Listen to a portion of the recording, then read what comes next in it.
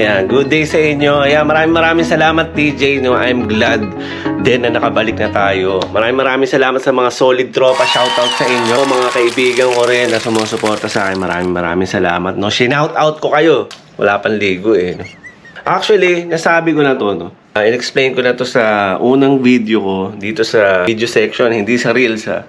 Kung bakit ako nawala. Nagpahinga lang ako dahil mahirap kasi na nag-UGC ka. UGC yung nagpo-promote kasi ako ng mga products, no? Pinapadalan tayo ng mga shops, mga companies. Yung iba naman nakikipag-collaborate lang. Papadala ng mga samples ng mga products nila and then i-review ko, titingnan ko yung quality, titingnan natin kung ano yung functionality niya and then you decide kung bibili mo yung product nila. Ganun lang kasimple. So wait lang, maliligo lang tayo. Ayun, I'm back, di ba? Ang bilis maligo eh. Yan po tayo dito. Yun, like I said, naging mahirap kasi sa akin ng mga time na yun na habang tayo ay nagpo-promote, no, doon sa kabilang platform, sa TikTok.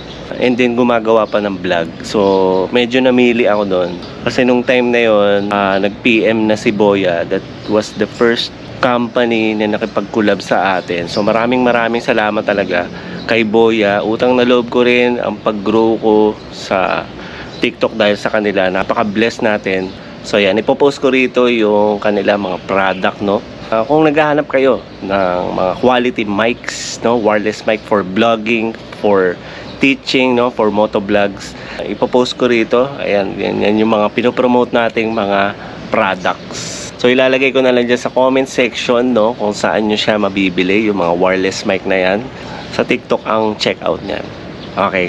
So yung pagre-review kasi ng mga product, hindi lang basta ginagawa yan eh. Kailangan professionally, kung gusto mong kumita, kailangan gandahan mo yung video. Kailangan na meron kang kakaibang style na gagawin, no?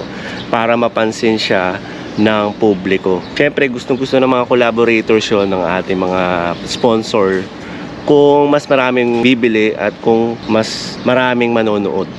Kaya doon sa mga nagsisimula ng pagbablog, no, tuloy-tuloy nyo lang ang ginagawa ninyo kasi nagsimula din kami sa maliit, di ba? Nagsimula rin kami na hindi masyado maganda yung mga videos namin. So I'm not saying naman na ang ganda-ganda ng videos ko, di ba? Hindi yun. So nag-i-improve tayo. Kailangan nag-i-improve tayo every now and then para mapansin din tayo ng mga collaborators, mga sponsors. Nasa ganun, hindi lang sa monetization tayo ng mga platform umaasa, di ba? Para kumita. Doon din sa mga companies na willing mag-sponsor sa'yo para lang din win-win situation kayong dalawa, di ba? At syempre, kung nandun ka na, magre-review ka na at may mga sponsor ka na, magpo-promote ka nga ng mga products nila, syempre, yung honest review lang. Kasi yun lang naman talaga ang pinaka-importante sa pagpo-promote, di ba? Piliin mo rin. Hindi porket bibigyan ka ng sponsor ng isang company, yung product nila hindi maganda, di ba? Walang kwenta rin. Magre-reklamo pa yung bibili. At syempre, magkakaroon ng bad feedback at hindi ka na paniniwalaan sa mundo ng promotional content.